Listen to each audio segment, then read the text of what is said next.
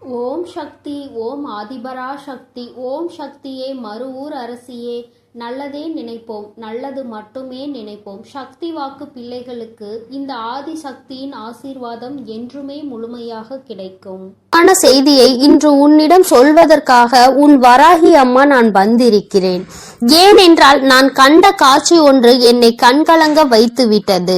அதை உன்னிடத்தில் சொல்லிவிட வேண்டும் என்றுதான் அம்மா வந்திருக்கிறேன். என்னை விட்டு பிரிந்து சென்ற உன்னுடைய துணையினுடைய இல்லத்திற்கு அம்மா சென்றிருந்தேன். பிரிவிற்கு காரணம் என்னவென்பது உன் பக்கம் ஒரு நியாயம் இருந்தாலும் அவர்கள் பக்கம் இருக்கின்ற நியாயத்தையும் தெரிந்து கொள்ள வேண்டும் அல்லவா? அது என்னவாக இருக்கும் என்று அறிந்து கொள்வதற்காக தான் உன் அம்மா நான் அங்கே சென்றிருந்தேன். அங்கு நான் கண்ட காட்சி என்னவென்பதையும் குழந்தையே நீயும் தெரிந்து கொள்ள வேண்டும் அல்லவா? அம்மா உன்னிடத்தில் அதனை சொல்லியே தீர வேண்டும் என்று வந்திருக்கிறேன். நான் சொல்கின்ற விஷயங்கள் உனக்கு நிச்சயமாக மன கஷ்டத்தை தான் கொடுக்க போகிறது. ஆனால் அதற்கான தீர்வும் இதில் முடிவில் உனக்கு கிடைக்க போகிறது. அதற்கு காரணம் என்ன தெரியுமா? நீ குழம்பிக் கொண்டிருக்கின்ற இந்த விஷயம் உனக்கு முதலில் தெளிவான பதிலை கொடுக்கும். அதன் பிறகு நல்லதொரு முடிவை கொடுக்கும். என் குழந்தையே, வாழ்க்கை துணை என்று அம்மா சொல்வது உனக்கு திருமணம் முடிந்த வாழ்க்கை துணையாகவோ அல்லது இப்பொழுது உன்னோடு பழகி கொண்டிருக்கிற உன்னுடைய எதிர்காலத்தில் உனக்கு துணையாக வரப்போகின்றவர் என்று நினைத்து கொண்டிருப்பவர் யாரோ ஒருவர். என் குழந்தையை யாராக இருந்தாலும் சரி, அவர்களினுடைய மனநிலையில் உன்னை பிரிந்து சென்ற பிறகு என்னவாக இருக்கிறது, எதற்காக உன்னை விட்டு பிரிந்து சென்றார்கள், அவர்களின் இல்லத்தில் நான் கண்ட காட்சி என்னவென்பதை அம்மா உனக்கு இப்பொழுது விரிவாக சொல்கிறேன். என் குழந்தையே, ஒரு முறை உன்னுடைய மனதினை ஒருநிலைப்படுத்தி இந்த வராகியை அன்போடு நினைத்துக்கொள். எந்த விதமான கலக்கமும் உனக்கு தேவையில்லை. எல்லாவற்றிற்கும் உன் தாயானவள் நான் இருக்கிறேன் என்பதை நீ புரிந்து கொண்டால் போதும். என் தங்கமே, நானும் உன் துணையினுடைய மனதில் என்ன இருக்கிறது என்று தெரிந்து கொள்ள சென்றேன். அங்கே உன்னுடைய துணை என் மனதை தவிர மற்றவர்களின் மனதில் என்ன இருக்கிறது என்பதை அறிந்து கொண்டு உன் அம்மா இப்பொழுது வந்திருக்கிறேன். என் தங்கமே, யார் யார் என்ன நினைக்கிறார்கள் என்பதை முதலில் சொல்கிறேன். அதன் பிறகு ஏன் உன் துணை இப்படி ஒரு முடிவை எடுத்தது என்பதை நீ புரிந்து கொள்வாய். என் தங்கமே, உன்னுடைய துணையின் இல்லத்தில் இருக்கின்றவர்கள் உனக்கு எதிராக இருக்கிறார்கள். அவர்களின் மனதில் உன்னை பற்றிய தவறான எண்ணங்கள் இருக்கிறது. அதற்கு காரணம் நீ பேசிய சில வார்த்தைகள். நீ பேசியது நியாயமாகவே இருந்தாலும் உன் பக்கம் நியாயம் இருந்தாலும் அது அவர்கள் பக்கம் தவறாக தான் தெரிகின்றது. ஏனென்றால் எல்லோருமே தான் நினைப்பதுதான் சரி என்று நினைக்கிறார்கள் அல்லவா? அவர்களினுடைய எண்ணங்களும் அப்படிதான் இருந்து கொண்டிருக்கிறது. என் தங்கமே, அது மட்டும் அல்ல, அவர்களுக்குள் ஏற்பட்ட அந்த எதிர்மறையான எண்ணத்தை உன்னுடைய துணையின் மனதில் விதைத்து கொண்டிருக்கிறார்கள். அதிகமாக உன்னுடைய துணையின் மனதில் தேவையில்லாத விஷயங்களை கலந்து கொண்டிருக்கிறார்கள். உன்னுடைய துணையோ தவறாக உன்னை பற்றி நினைப்பதற்கு என்னென்ன வழிகள் இருக்கிறதோ அத்தனை வழிகளையும் அவர்கள் கொடுக்கும் பொழுது இவரும் அப்படி இல்லை என்று சொல்லாமல் அந்த விஷயத்தை காது கொடுத்து கேட்டுக்கொண்டிருக்கின்றார். என் தங்கமே, உன்னுடைய வாழ்க்கையில் இது போன்ற ஒரு விஷயம் நடக்கிறது என்னும் பொழுது என் குழந்தை அதை உன்னால் ஏற்றுக்கொள்ள முடியாது என்பது நான் நன்கு அறிந்த விஷயம்தான். ஆனால் இவையெல்லாம் நடக்கும் பொழுது உன்னுடைய துணை அமைதி காத்ததற்கு என்ன காரணம் என்பதையும் தெரிந்து கொள்ள வேண்டும் அல்லவா? எத்தனைதான் நீ அவருக்கு உயிராக இருந்தாலும் அவர்களினுடைய குடும்பம் என்று வரும் பொழுது அங்கே அவர்களினுடைய மனது சிறிதும் தடுமாற்றம் அடையத்தான் செய்கிறது. ஏனென்றால் நீ பேசிய வார்த்தைகள் அவர்களுக்கு வேதனையை கொடுத்தது என்று உன் துணையிடம் சொல்லும் பொழுது உன்னுடைய துணை என் மனதும் பெரிது சஞ்சலம் படத்தான் செய்கிறது. நம்முடைய வாழ்க்கை துணையாக காலம் முழுவதும் வரக்கூடியவர்கள் இப்பொழுதே நம் குடும்பத்தினருக்கு இடையே இத்தனை பிரச்சனைகளை ஏற்படுத்தி விட்டால் நாளை எப்படி இங்கே வந்து ஒற்றுமையாக இருக்க முடியும் என்று அவர்கள் நினைக்கிறார்கள். என் தங்கமே, அவர்களினுடைய எண்ணங்களை தவறு என்று முழுமையாக சொல்லிவிட முடியாது. நீ செய்தது சரி என்றும் முழுமையாக சொல்லிவிட முடியாது. அம்மா சொல்வது சரிதானே என்று ஒரு முறை நீ சிந்தித்து பார். என் தங்கமே, நீ நியாயமாகவே பேசியிருந்தாலும் ஆனால் யாரை பேசினோம் என்பதில் சிறிது கவனம் இருக்க வேண்டும். என் தங்கமே, உன்னுடைய வாழ்க்கை துணையினுடைய சம்பந்தப்பட்டவர்களாக இருக்கும் பொழுது சிறிதளவு கவனம் தேவை. அதற்காக அம்மா நீ நியாயத்தை எடுத்து சொல்லக்கூடாது என்று சொல்லவில்லை. அதற்கான சரியான நேரத்தை நீ எதிர்பார்த்து நிற்க வேண்டும் என்றுதான் அம்மா சொல்கிறேன். சூழ்நிலைகள் உனக்கு சாதகமாக இல்லாத பொழுது நீ பேசியதுதான் இத்தனை பிரச்சனைகளுக்கும் காரணமாக மாறிவிட்டது. இப்பொழுது அது எந்த அளவிற்கு வந்து நிற்கிறது என்று பார்த்தாயா? உன்னை உன் துணையிடம் இருந்து பிரிக்கின்ற அளவிற்கு திட்டம் தீட்டுகின்ற அளவிற்கு இந்த விஷயம் தொடங்கிவிட்டது. என் தங்கமே, எதுவாக இருந்தாலும் உன்னுடைய துணை காத்த அந்த அமைதிக்கு காரணம் நீ அவர்களின் பேச்சையும் மீறி பேசிவிட்டாய் என்கின்ற ஒரு வருத்தம். மற்றபடி அவரின் மனதை அங்கே மாற்றுகின்ற முயற்சிகள் எதுவும் அவரிடத்தில் எடுபடவில்லை. அதை அவர் காது கொடுத்தும் கேட்பது போல உட்கார்ந்து கொண்டிருக்கிறார் என்பதற்காக மேலும் மேலும் பேசிக்கொண்டே அவரினுடைய மனநிலையை மாற்ற முயற்சிகள் நடக்கிறது. ஆனால் இது பயனளிக்காது என்பதனை இப்பொழுது அவர்களுக்கு உணரத் தொடங்கிவிட்டார்கள். இருந்தாலும் நம்மால் ஆன முயற்சிகளை செய்து பார்ப்போம் என்று செய்து கொண்டிருக்கிறார்கள். சரி, அவர்கள் செய்வதை செய்துவிட்டு போகட்டும். ஆனால் உன்னுடைய உண்மையான அன்பு, உன்னை என் மீது நீ கொண்டிருக்கின்ற நம்பிக்கை நிச்சயமாக அவரினுடைய மனதை ஒரு நாளும் மாற்றிவிடாது. அவர்களினுடைய எண்ணங்கள் முழுவதும் அவசரப்பட்டு பேசிவிட்டாய் என்கின்ற வருத்தம் தானே தவிர அவரிடத்தில் எந்த ஒரு ஆலோசனைகளையும் கேட்கவில்லையே என்கின்ற மன கஷ்டம்தானே தவிர உன் மீது எந்த விதமான கோபதாபங்களும் அவருக்கு இல்லை. என் தங்கமே, அதனால் இந்த உறவு மீண்டும் தொடரப்போகின்ற உறவு. இந்த பந்தம் மீண்டும் உன்னோடு காலம் முழுவதும் வரப்போகின்ற பந்தம். அதனால் உனக்குள் எந்த விதமான கலக்கங்களும் தேவை கிடையாது. மற்றவர்களினுடைய எண்ணங்கள் உனக்கு எதிராக இப்பொழுது இருக்கிறது. ஆனால் என் தங்கமே, உன்னுடைய சூழ்நிலை மாறும் பொழுது நிச்சயமாக அவர்களின் மனநிலையும் தானாகவே மாறிவிடும். எப்பொழுது ஒரே பிடியில் நின்று கொண்டிருக்க முடியாது. அவர்களுக்கு அவரவர்கள் குடும்பத்தில் இருக்கின்றவர்களின் வாழ்க்கை முக்கியமானதாக தோன்றும் பொழுது தேவையில்லாமல் அடுத்தவரின் விஷயத்தில் தலையிடக்கூடாது என்ற எண்ணம் தோன்றும். அதற்கு அவர்கள் வாழ்க்கையில் இது போன்ற ஒரு சம்பவம் நடக்க காத்து கொண்டிருக்கிறது. அதிலிருந்து நல்ல பாடத்தை கற்றுக்கொண்டு வந்து உன் வாழ்க்கையில் தலையிடக்கூடாது என்பதை நிச்சயமாக புரிந்து கொள்வார்கள். என் குழந்தையே, இனிமேல் எந்த விஷயமானாலும் துணையினுடைய குடும்பத்தாரின் சம்பந்தப்பட்ட விஷயமாக இருந்தால் அவரிடத்தில் சிறிது ஆலோசனை பெற்றுவிட்டு பிறகு நீ நிச்சயமாக உனக்கு அதில் இருந்து நல்ல பலன்கள் கிடைக்கும். மாறாக உன்னுடைய சொந்த முடிவாக இருக்கும் பட்சத்தில் நமக்கு கஷ்டம் வரும் பொழுது அதில் இவரால் எந்த விதமான உதவியும் செய்ய முடியாமல் ஒதுங்கி நின்று வேடிக்கை மட்டும்தான் பார்க்க முடியும் என்பதை நீ இப்பொழுதுதானே நடந்து கொண்டிருப்பதை பார்த்து புரிந்து கொண்டிருக்கிறாய். என் தங்கமே, இனி ஒரு நாளும் இந்த சூழ்நிலை உன் வாழ்க்கையில் வராமல் நீ பார்த்து கொள்ள வேண்டும். உன்னை சுற்றி நடக்கின்ற விஷயங்கள் எல்லாம் எதை சார்ந்தது என்பதை நீ புரிந்து கொள்ள வேண்டும். உன்னுடைய அழகான வாழ்க்கையை மீண்டும் உன் கைகளில் நிச்சயமாக நான் கொடுப்பேன்.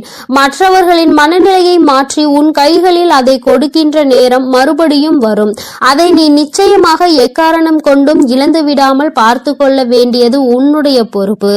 என் தங்கமே, இந்த வராகி அம்மாவினுடைய ஆசீர்வாதங்கள் உனக்கு எப்பொழுதும் இருந்து கொண்டுதான் இருக்கிறது. ஆனால் உன்னுடைய வாழ்க்கை உன் கையில் தான் இருக்கிறது என்பதை நீ மறந்து விடாதே. சர்வ நிச்சயமாக இந்த வராகியானவள் கொடுத்த வாக்கினை நிச்சயமாக நிறைவேற்றி காட்டுவாள். நான் உன் வாழ்க்கையை உன் கைகளில் கொடுக்கிறேன் என்று சொல்லி இருக்கிறேன் அல்லவா? சர்வ நிச்சயமாக உன் வாழ்க்கையை நான் உன் கைகளிலேயே ஒப்படைப்பேன். அதுவரையிலும் நீ சற்று பொறுமையாக நம்பிக்கையோடு காத்திருந்தால் மட்டும் போதும். நடப்பது எல்லாமே உன் வாழ்க்கையில் நிச்சயமாக நல்லதாக மட்டுமே நடக்கும். என் அன்பு பிள்ளையே, நீ எதற்காகவும் கலங்கி நிற்காதே. எதை நினைத்தும் வருத்தப்படாதே.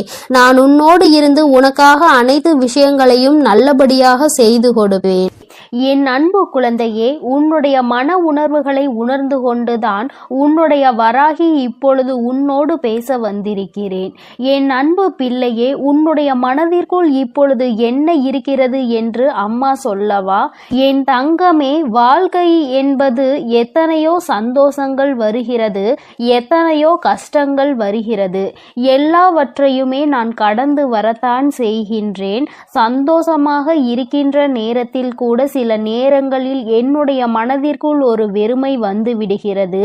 அந்த வெறுமைக்கு காரணம் என்னதான் நம் வாழ்க்கையில் இருந்தாலும் நமக்கு மிகவும் பிடித்த உறவு நம் அருகில் இல்லை என்பதுதான்.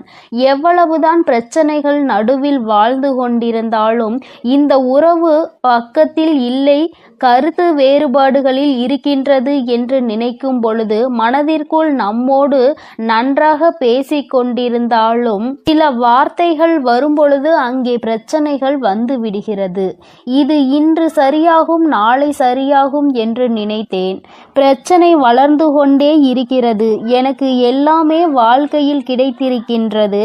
ஆனால் இந்த ஒன்று மட்டும் வாழ்க்கையில் எனக்கு மிகப்பெரிய பிரச்சனையாக வந்துவிட்டது. நான் இந்த வாழ்க்கையை வெறுக்கவில்லை, நிச்சயமாக வாழ வேண்டும் என்றுதான் நினைக்கிறேன். ஆனால் என்னுடைய உயிரான உறவின் மனதில் இருக்கின்ற எண்ணங்கள் என்னை பற்றி தவறாக இருக்கும் பொழுது என்னால் இதனை ஜீரணிக்க முடியவில்லை அம்மா. அவர்கள் மனதில் என்ன இருக்கிறது என்பதை எனக்கு ஒரு முறை சொல்வாயா? எனக்கு அது தெரிந்துவிட்டால் சற்று என்னுடைய மனதிற்கு ஆறுதல் கிடைக்கும். நல்லதாக இருந்தாலும் சரி, கெட்டதாக இருந்தாலும் சரி, நீ எதுவாக இருந்தாலும் என்னிடத்தில் உண்மையை மட்டும் சொல்வாய் என்ற நம்பிக்கையில்தான் உனக்காக காத்து கொண்டிருக்கிறேன் என்று என் பிள்ளை நீ மனதிற்குள் நினைத்தாய். நான் வந்து விட்டேன் என் தங்கமே. உன் மனதில் இருக்கின்ற இந்த கவலைக்கு இன்று உன் அம்மா தீர்வினை கொண்டு வந்திருக்கிறேன்.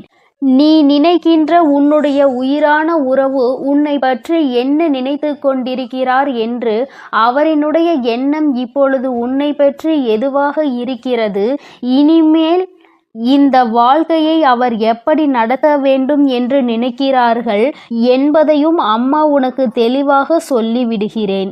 என் குழந்தையே, இதை கேட்ட பிறகாவது நீ உன்னுடைய மனதிற்குள் நல்லதொரு தெளிவை கொண்டு வா.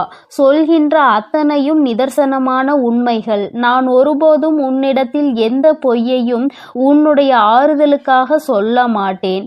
ஆறுதலாக நடக்க போவது என்னவென்பதை தான் சொல்வேனே தவிர ஒருபோதும் நடந்த கற்பனை கதைகளை எல்லாம் அம்மா உன்னிடத்தில் சொல்ல மாட்டேன். என் தங்கமே, இன்று சொல்கின்ற ஒவ்வொன்றும் சத்திய வாக்கு. உன்னுடைய உயிரான அந்த உறவின் மனதில் இருக்கின்ற உண்மைகள். என் தங்கமே, அவரின் மனதில் என்ன இருக்கிறது தெரியுமா? பிரச்சனைகள் அடிக்கடி வருகின்றது. ஒருமுறை பிரச்சனைகள் முடியும் பொழுது மீண்டும் பிரச்சனைகள் முடியும் பொழுது மீண்டும் பிரச்சனைகள் வந்துவிடக் கூடாது என்பதில் தெளிவாக இருந்தாலும் சந்தர்ப்ப சூழ்நிலைகள் மீண்டும் ஏதாவது ஒரு பிரச்சனையில் கொண்டு வந்து இழுத்து விட்டு விடுகின்றது.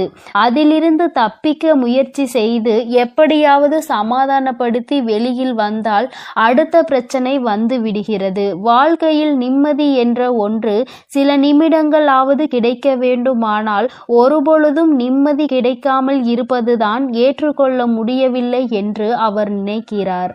அது மட்டும் அல்லாமல் பேசுகின்ற பொழுது அவர்களின் மனதில் என்ன இருக்கிறது என்பதை, அவர் மனதில் என்ன உணர்வுகள் இருக்கிறது என்பதையும் பேசுவதற்கு சரியான வாய்ப்புகள் கிடைப்பதில்லையாம். தான் நினைப்பதை தன் வாயில் சொன்னால்தானே எண்ணங்கள் என்னவென்பது மற்றவர்களுக்கு புரியும்.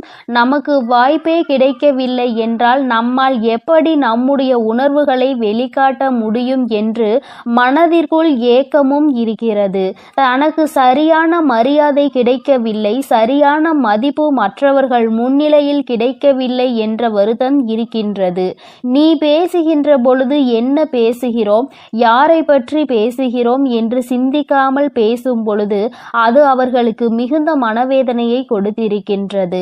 இதுவெல்லாம் ஒரு புறம் இருந்தாலும் இன்னொரு புறம் அவர்கள் என்ன நினைக்கின்றார்கள் தெரியுமா? அம்மா, நான் இதையெல்லாம் பிரச்சனைகள் என்று நினைத்து ஒதுங்கி வந்து விட்டேன். ஆனால் ஒதுங்கி வந்த பிறகுதான் இத்தனை கஷ்டங்களை நமக்கு கொடுத்தாலுமே அவர் இல்லாமல் நம்மால் வாழ முடியாது என்று எனக்கு இப்பொழுதுதான் புரிய வந்திருக்கிறது.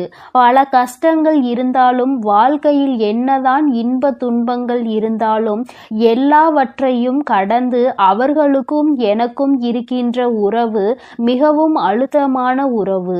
இந்த உறவை பிரிவது என்பது என்னால் முடியாத காரியம் என்பதனை நான் இப்பொழுதுதான் உணர்ந்து கொண்டேன்.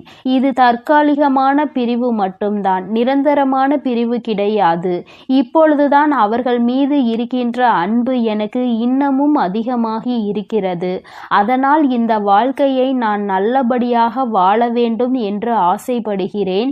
என் வாழ்க்கையில் பாதியை தொலைத்துவிட்ட பிறகு ஐயோ நாம் தொலைத்து விட்டோமே என்று வருந்துவதற்கு நான் விரும்பவில்லை. அதனால் மீண்டும் இந்த வாழ்க்கையை நான் தொடர விரும்புகிறேன். அது மட்டுமல்லாமல் அவர்களை மட்டுமே குறை சொல்லிக் கொண்டிருக்க நான் விரும்பவில்லை. என் பக்கமும் தவறுகள் இருக்கிறது. அதனால் என் பக்கம் இருக்கின்ற தவறுகளை சரி செய்து நான் அவர்கள் பக்கம் இருக்கின்ற நியாயத்திற்கு மதிப்பு கொடுக்க விரும்புகிறேன். இத்தனை நாட்களும் இந்த வாழ்க்கை எப்படி வேண்டுமானாலும் சென்றிருக்கட்டும். இனிமேல் இங்கு எனக்கு சந்தோஷம் கொடுக்கும் என்று நான் நம்புகிறேன். அம்மா வராகி தாயே, என் மனதிற்குள் இருக்கின்ற எண்ணங்களை நீ எப்படி மாற்றினாயோ அதுபோல என்னுடைய அந்த உயிரான உறவின் மனதில் இருக்கின்ற எண்ணங்களையும் நீங்கள் மாற்ற வேண்டும் என்றல்லவா உன்னுடைய அந்த உயிரான உறவு என்னிடத்தில் கேட்டுக்கொண்டார்கள். என் தங்கமே, இத்தனை நேரம் இந்த விஷயத்தை கேட்டாய் அல்லவா? உன் மனதிற்குள் இப்பொழுது என்ன எண்ணங்கள் வந்தது? உன் மனதில் சிறிதளவாவது மாற்றங்கள் வந்தால் இன்று அம்மாவிடம் சொல். என் தங்கமே, உன்னுடைய உயிரான உறவின் மனதில் இத்தனை மாற்றங்கள் ஏற்பட்டு இருப்பது உனக்கு சந்தோஷத்தை கொடுத்திருக்கும் என்று நம்புகிறேன். இந்த வாழ்க்கையில் உனக்கான பங்கு எந்த அளவிற்கு இருக்கின்றது என்பதை புரிந்து கொண்டு உன்னை நீ மாற்றிக்கொள்ள வேண்டும். உன் பக்கம் தவறே இல்லை என்றாலும் இந்த வாழ்க்கையை சந்தோஷமாக வாழ வேண்டும் என்று நினைக்கும் பொழுது இருவரும் ஒருவருக்கொருவர் விட்டு கொடுத்து வாழ நினைக்க வேண்டும். என் தங்கமே, நீ நினைத்தது போலவே இந்த வாழ்க்கை மீண்டும் உனக்கு சந்தோஷமாக தான் அமையும் என்பதில் எந்த ஒரு மாற்று கருத்துமே கிடையாது. இந்த வராகி அம்மா உன் வாழ்க்கையில் நடத்தி கொடுத்திருக்கின்ற பல விஷயங்கள் எல்லாமே உன்னுடைய நல்லதிற்காக மட்டுமே என்பதை புரிந்து கொண்டால் இன்றிருக்கின்ற இந்த சூழ்நிலையை நீ நிச்சயமாக கடந்து வந்து விடுவாய். என் தங்கமே, சில விஷயங்கள் உன்னை கடந்து சென்று விட்டது. எண்ணற்ற கஷ்டங்கள் உன்னை வாட்டி வதைத்து விட்டது. இனிமேலாவது இதிலிருந்து தப்பிக்க வழி இருக்கிறதா என்று என் குழந்தை சிந்திக்கின்ற நேரத்தில் உன்னுடைய உயிரான உறவிடம் இருந்து உனக்கு நல்ல செய்தியும் வந்திருக்கிறது. எத்தனையோ சூழ்நிலைகளுக்கு நடுவிலும் அதிலிருந்து தாண்டி வருகின்ற பொழுதிலும் உயிரான உறவு துணையில்லை என்று மனவேதனைப்பட்ட நீ இனிமேல் அந்த துணையோடுதான் நீ எல்லா விஷயங்களையும் கடந்து வரப்போகின்றாய். இனி ஏனோ உன்னுடைய வாழ்க்கையை பற்றிய விஷயங்களில் நீ மனதெளிவோடு எல்லாமே நம்முடைய எதிர்காலத்தை நல்லபடியாக மாற்றுவதற்காக தான் நடக்கிறது என்பதை நீ புரிந்துகொள். என் பிள்ளைக்கு வாழ்க்கையில் சந்தோஷத்தை கொடுக்க வேண்டியது இந்த வராகி அம்மாவாகிய என்னுடைய பொறுப்பு. மனதிற்குள் இருவரும் ஒற்றுமையாக இருக்க வேண்டும் என்ற எண்ணம் இருந்தால் நிச்சயமாக உங்கள் வாழ்க்கையை யாராலும் கெடுக்க முடியாது. அருகில் கூட யாராலும் நெருங்க முடியாது. சிறு சிறு பிரச்சனைகளை தூண்டி விடுகிறவர்கள் கூட உங்கள் மன தெளிவை கண்டு தலை தெறிக்க ஓடி விடுவார்கள். மற்றவர்களுக்கு வாய்ப்பு கொடுக்காமல் உன் வாழ்க்கையில் தெளிவை நீ பெற்று விட்டால் நிச்சயமாக சந்தோஷம் என்னாலும் உன்னை தொடர்ந்து வந்து கொண்டே இருக்கும். என்னுடைய பிள்ளையின் வாழ்க்கையில் நிம்மதியை கொடுக்க வேண்டியது இந்த வராகி அம்மாவாகிய என்னுடைய பொறுப்பு. என் செல்ல குழந்தைக்கு இந்த வராகி அம்மாவினுடைய ஆசீர்வாதங்கள் எப்பொழுதும் முழுமையாக கிடைக்கும். அதனால் என் தங்க பிள்ளையே, நீ எதற்காகவும் கலங்காதே, எதை நினைத்தும் வருந்தாதே. நீ நல்லதையே நினை. உன் வாழ்வில் எப்பொழுதும் உனக்கு நல்லது மட்டுமே நடக்கும். ஓம் ஸ்ரீ வராகிதாயே போற்றி போற்றி. ஓம் ஸ்ரீ வராகிதாயே போற்றி போற்றி. என் அன்பு பிள்ளையே, உன்னுடைய வாழ்க்கை துணையை பற்றி சில மனக்குழப்பங்களில் நீ இருந்து தவித்துக் கொண்டிருக்கிறாய். மனதிற்குள் இருக்கின்ற உன்னுடைய எண்ணங்களுக்கு உனக்கு தெளிவு கிடைக்க வேண்டும் என்று நீ விரும்புகின்றாய். ஏனென்றால் இது வாழ்க்கை அல்லவா? கடைசி வரையிலும் தொடர்ந்து வரக்கூடிய உறவு அல்லவா? அவர்கள் மனதில் இருக்கின்ற எண்ணங்கள் என்னவென்று தெரியாமல் இருக்கும் பொழுது மனதிற்குள் ஏற்படுகின்ற கஷ்டம் வெளியில் சொல்ல முடியாது. மனது சில நேரங்களில் படபடக்கின்றது. என்னவாக இருக்குமோ, ஏதாவதாக இருக்குமோ என்ற தவறான வழியில் சென்று விடுவார்களோ அல்லது வேறு ஏதேனும் பிரச்சனைகளாக இருக்குமோ என்று என் குழந்தை எண்ணி எண்ணி மனவேதனை அடைந்து கொண்டிருக்கிறாய். என் தங்கமே, உனக்கு இப்பொழுது உன்னுடைய மனதில் இருக்கின்ற இந்த குழப்பத்தை தீர்த்து வைப்பதற்காக மட்டுமே உன் வராகி அம்மா நான் வந்திருக்கிறேன். என் தங்கமே, உன்னுடைய மனதிற்குள் இருக்கின்ற இந்த எண்ணங்களுக்கெல்லாம் இன்று முற்றுப்புள்ளியை நான் வைத்து விடுகிறேன். ஏனென்றால் நீ நினைப்பது சரியானதா அல்லது கற்பனையா அல்லது உனக்குள் ஏற்பட்டிருக்கின்ற குழப்பத்தின் வெளிப்பாடா என்பதை நீ புரிந்து கொள்ள வேண்டும். என் குழந்தையே, வாழ்க்கை என்பது நீயும் உன்னுடைய துணையும் சார்ந்தது. இரண்டு பேருக்கும் இடையில் இருக்கின்ற ஒரு அந்யோன்ய உறவை சார்ந்தது. என் தங்கமே, இந்த அந்யோன்யம் என்ற ஒன்று இருவருக்கும் இடையில் இல்லாமல் போய்விட்டாலே வாழ்க்கையில் இது போன்ற குழப்பங்கள் தானாகவே வந்துவிடும். எந்த ஒரு விஷயமாக இருந்தாலும் முதலில் சொல்ல வேண்டும் என்று நினைப்பது தன்னுடைய துணைக்கு. அதை தவிர்த்து மற்றவர்களிடம் அதை சொல்லும் பொழுதே அங்கே அவர்களுக்கான முக்கியத்துவம் குறைந்து விடுகிறது. அவர்கள் வாழ்க்கையில் அவர்களுக்கு என்று எதுவுமே இல்லை என்று நினைக்க தோன்றி விடுகிறது. நாம் யாரோ மூன்றாவது நபர் போலதான் இருக்கின்றோம் என்ற எண்ணம் உருவாகி விடுகிறது. என் குழந்தையே, எதுவாக இருந்தாலும் முதலில் துணையோடு பகிர்ந்து கொண்டு அந்த அந்யோன்யத்தை எப்பொழுதுமே வைத்திருக்க வேண்டும். ஒரு நாள் 2 நாள் வாழ்க்கை அல்ல, காலம் முழுவதும் உடலில் உயிர் இருக்கும் வரை தொடர்ந்து வரக்கூடிய உறவு அல்லவா? என் பிள்ளையே, இது நாள் வரையிலும் கடந்து வந்த பாதைகள் உனக்கு சில மனக்குழப்பத்தை கொடுத்திருந்தாலும் அவர்கள் மனதில் என்ன இருந்தது என்ற எண்ணங்களை நீ தெரிந்து கொண்டால் இந்த குழப்பத்தில் இருந்து நீ நிச்சயமாக மீண்டு வந்து விடுவாய். வருத்தத்தோடு மட்டுமல்லாமல் இந்த வாழ்க்கையை சந்தோஷமாக வாழவும் ஆரம்பித்து விடுவாய். என் தங்கமே, உண்மையாகவே உன்னுடைய உறவின் மனதில் என்ன இருக்கின்றது தெரியுமா? அவர்களின் இந்த நடவடிக்கைகளுக்கு காரணம் என்ன தெரியுமா? அம்மா சொல்கிறேன் என் குழந்தையே, அதை கவனித்து நீ புரிந்து கொள். உன்னுடைய நிலையில் இருந்து மற்றவர்களுடைய எண்ணங்களை நீ கவனிக்க கூடாது.